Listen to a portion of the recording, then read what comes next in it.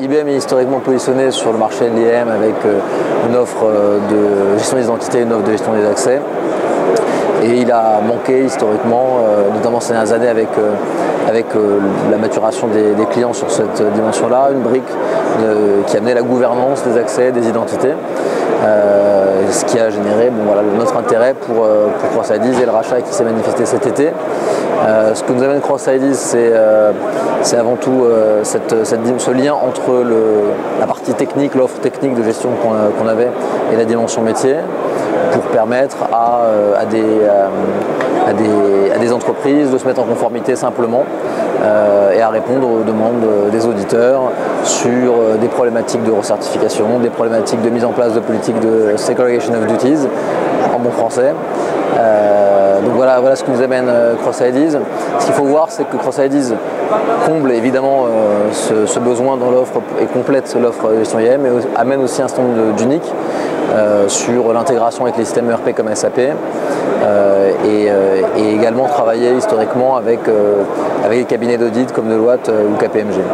Alors Lighthouse, donc c'est leader surtout sur le marché américain, et c'est vrai qu'on observe une tendance globale et générale qui est plus mature aux États-Unis qu'en France, d'achat de solutions de sécurité en cloud.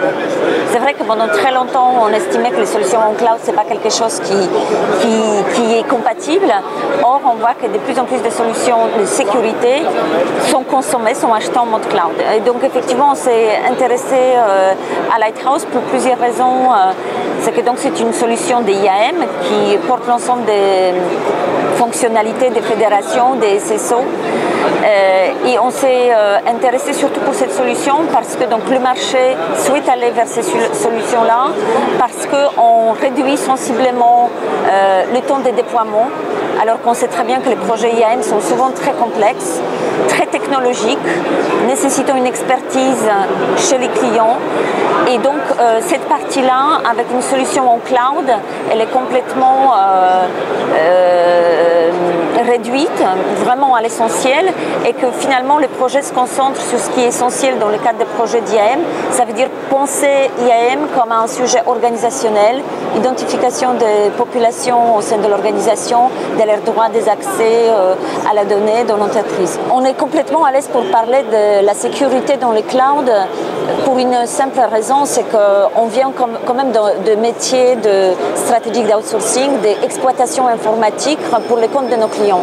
Donc on a une forte expertise, expérience d'exploiter l'informatique sur les instances technologiques qui sont hébergées chez IBM, avant même que ça évolue vers les clouds pour nos clients, avec donc l'ensemble des aspects de sécurité. Donc on vient de là pour les clouds. Ça veut dire que tout ce qui est sécurisation, étanchéité de données, la sécurité des accès des administrateurs, etc., c'est des sujets sur lesquels on travaille depuis des dizaines d'années, donc ce n'est pas quelque chose de nouveau.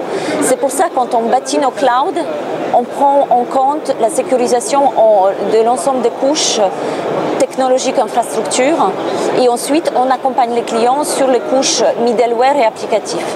Maintenant, avec SoftLayer et la décision d'ouverture du pod donc, dans la région parisienne, vient effectivement du fait qu'il y a des clients qui préfèrent savoir leurs données présentes en France. Donc pour nous, c'est effectivement, c'était une décision stratégique et on souhaitait suivre les clients sur cette préoccupation parce que la sécurité physique, c'est aussi un enjeu. Et donc pour assurer cette sécurité physique dans un territoire sûr, stable et sous contrôle français, on a décidé d'ouvrir ces pods à Clichy.